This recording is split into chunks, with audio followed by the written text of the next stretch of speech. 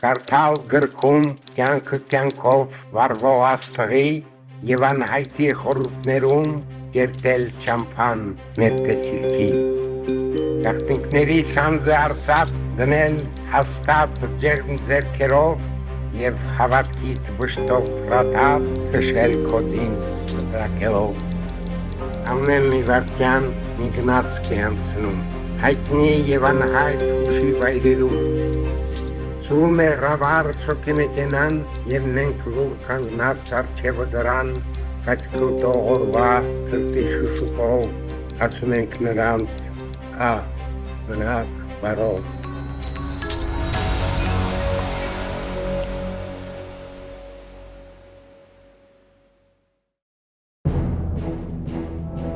Դժբախտաբար վերահաս համաշխարհային պատերազմն ավերում է ամեն ինչ, լույս է տեսնում Մեհեանի միայն 7 համար։ Եվ ամսագիրը դադարում է այլևս գոյություն ունենալուց։ Օգոստոսին Թուրքիան մտնում է պատերազմի մեջ և խիստ օրենք է հրատարակում, որևէ մեկը տեղաշարժվելու իրավունք չունի։ Եվ բոլորը հասկանում են, որ հայերի համար սկսվում են ծանր ողբերգական ուղղակի սահմռկեցուցիչ ժամանակներ։ Կոստան Զարյանը ժամանակին ճիշտ հասկանում է, որ պետք է երկրից հեռանալ։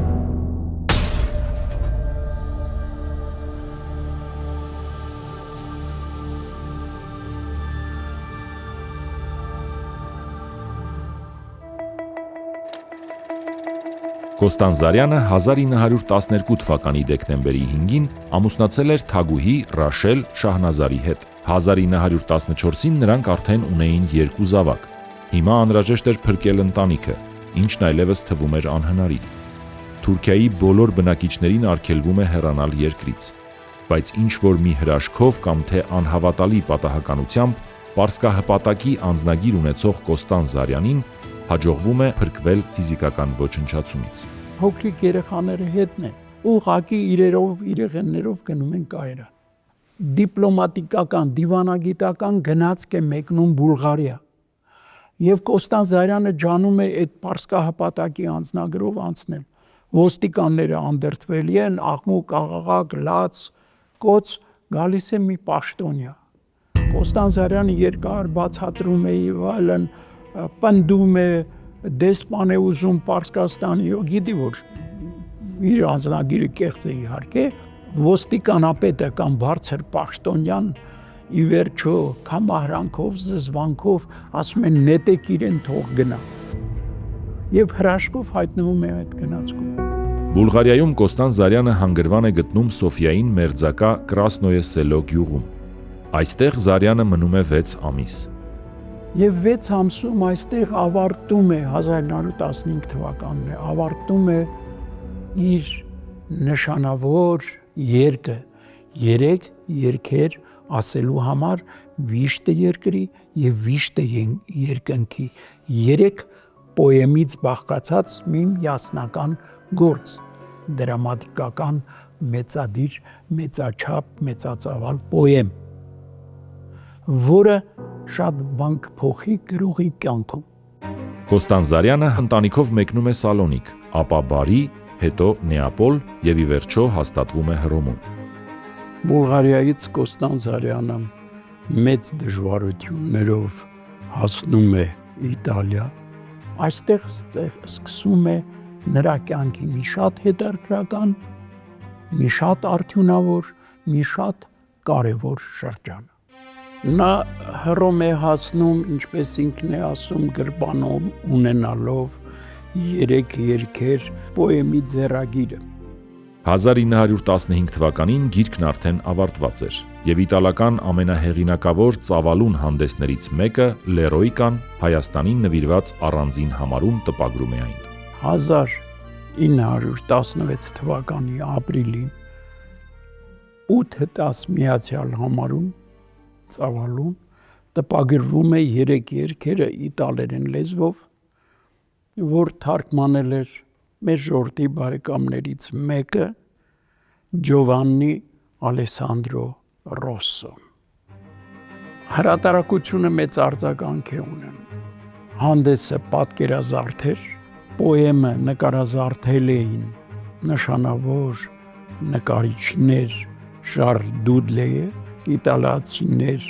Էնրիկո Պրամպոլինին, Լորենցո Վիանին, շատ բարձր կարծիքներ են հայտնվում։ Իտալիայի նշանավոր բանաստեղծներից մեկը Ադա Նեգրին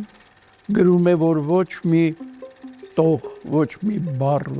դաշնությամբ որևէ դրսևորում անկարելի է մոռանալ ձեր աննման պոեմից, որ դուք ընծահել եք մարդկությանը։ Սիրվարդ, ձայների եկեղեցում, աստղերի քերթվածը, հատվածները պոեմի այդ մասերը հասնում են աստվածային գեղեցկության եւ մենք պետք է երախտապարտ լինենք հեղինակին այս մեծ պարգևի համար։ 3 երգերի առիթով Կոստան Զարյանին ողջույնի ու մաղթանքների խոսքեր են հղում Ռաբինդրանաթ Թագորը, Միգել դե Ունամունոն եւ շատ ուրիշներ։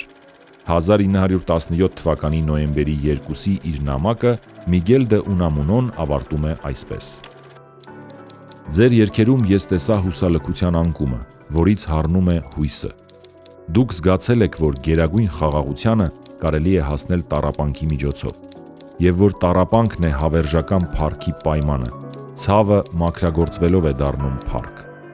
Ես աղոթում եմ Հայաստանի եւ Իտալիայի ողջության համար եւ իմ ամենախորին համակրանքն եմ հայտնում ձեզ։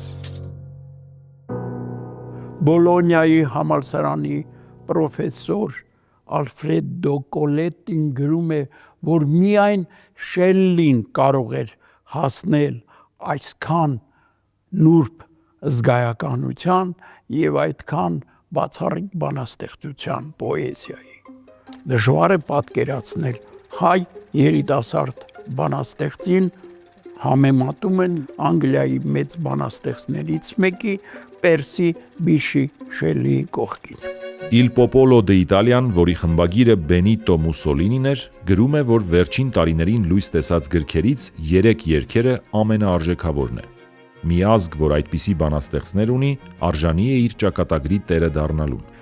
Իտալիայի լավագույն հրատարակչություններից մեկը Ջինո Կարաբան այս պոեմը հրատարակում է Իտալիայի եւ աշխարհի գրողներ մատենաշարով։ Հրատարակիչը դնում է Ֆոզիոնի առաջաբանը, որը բացառիկ խոսք է հայ բանաստեղծի մասին։ Պոեմի բարձր գնահատություն զարմանալի է, որ օտար հեղինակները այս ստեղծագործության մեջ տեսնում են ոչ միայն գրող բանաստեղծ Կոստան Զարյանի ներաշխարհի հարստությունը, մեծությունը եւ գեղեցկությունը, այլև պոեմի բովանդակած խորքը, հայ ժողովրդի ապրած մեծագույն ողբերգությունը, որը ուրեմն այս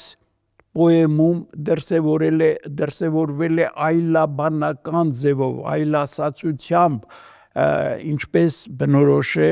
սիմվոլիստական, խորհրդապաշտական գրականությանը։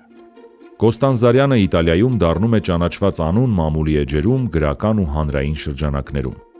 Ճանաչումն ու միջավայրը նրան մղում են յուրօրինակ գործունեության։ Գրողը ջանում է եվրոպական երկրների քաղաքական ամենաբարձր շրջանակների ուշադրությունը սևեռել Հայաստանի վիճակի վրա։ Այդ նպատակով մեկնում է Հռոմ, ունկնդրություն է խնդրում Բենեդիկտոս 15-րդ պապից, խոսում է հայկական ջարդերի եւ Հայաստանի մասին եւ հայցում պապի եւ քրիստոնեական եկեղեցու միջամտությունը։ Հասնում է ունկնդրության, տասնամյակներ հետո ինքը խոստովանում է, որ ավելի հուզված, քան պետք էր, խոսում է հայ ժողովրդի ճակատագրի մասին։ Մի տեսակ կարծեք թե պապին ներփորեն հանդիմանանքի խոսք ասելով, թե ինչու Հռոմը, ինչու Վատիկանը, ինչու Հռոմի պապը լռում է հայ ժողովրդի մեծ ողբերգության շուրջ եւ այո, կարճ ժամանակ անց պապը իր հերթական ուրեմն կոնդակում խոսում է հայկական ջարդերի մասին եւ դատապարտում է մարդկության դեմ կատարված մեծագույն այս հանցանքներից մեկը։ Այնուհետև Ֆլորենցիայում 1917 թվականին Կոստան Զարյանի նախաձեռնությամբ ստեղծվում է Պրո-Արմենիա կազմակերպությունը, որն իրոք հայանպաստ լայն գործունեություն է ծավալում, ինչին իրենց մասնակցությունն են բերում նշանավոր գրողներ, գիտնականներ, քաղաքական գործիչներ։ Ինքը Կոստան Զարյանը տարբեր դահլիճների առջև հանդես է գալիս Հայաստանին, հայ արվեստին, հայ ժողովրդին եւ հայկական կոտորածներին նվիրված հրապարակային դասախոսություններով, որոնք լայն արձագանք են գտնում մամուլում։ Ուրեմն Կոստան Զարյանը հայանպաստ, ինչպես ասում են, գործունեություն է ծավալում, ուրիշ ելք չի տեսնում։ Հետագային 1 տարի հետո Փարիզում լույս տեսնող վերածնունդ հանդեսը, որի խմբագիրը Արշակ Չոպանյանն էր, տպագրում է այս դասախոսության, ասենք, այս հրապարակային ելույթի համառոտ տարբերակը։ Կարճ ժամանակ անց, ուրեմն իտալերեն այսպես է մոտավոր թարգմանությամբ, լատին ժողովուրդների հանդես, ամսագիր։ Ահա այս ամսագրում իտալերեն տպագրվում է այդ ելույթի ամբողջական գրեթե տեքստը եւ սա նշանակում է, որ Կոստան Զարյանի խոսքը իզուր չի անցել, այն իր վրա մեծ ուշադրություն է գրավում։ Նրա առջև բացվում են նաև հասարակական քաղաքական շրջանակի դռները։ Որոշ ժամանակ Կոստան Զարյանի կյանքը կապվում է Ֆլորենցիա քաղաքի հետ։ Նրան ընտրում են Ֆլորենցիայի պատվավոր քաղաքացի եւ քաղաքապետարանը, քաղաքի իշխանությունները նրան են ընծայում Ցեկյանս, ուրեմն Բյոկլինի նշանավոր վիլլան։ Դա մի շատ գեղեցիկ հրաշալի կառույց է եւ ընդունված է այն կոչել շվեյցարացի նշանավոր նկարիչ Ալֆրեդ Բյոկլինի անունով, որովհետև այդ նկարիչը այդ վիլլայի սրահներում 23 մեծ որմնանկար է նկարել։ Ուրիշ տեսակ ձեռնարկումներ էլ ունի։ Քաղաքապետարանի հետ որոշում են, որ պետք է ոչ թե պատճենվի, այլ կրկնվի Միքելանջելոյի Դավիդը, նշանավոր արձանը, տեղափոխվի Երևան եւ դրվի Երևանի հրապարակներից մեկում։ Քաղաքական կյանքը, ծանր հանգամանքները թույլ չեն տալիս դա իրագործելու։ Այդ ծրագիրը մնում է անկատար։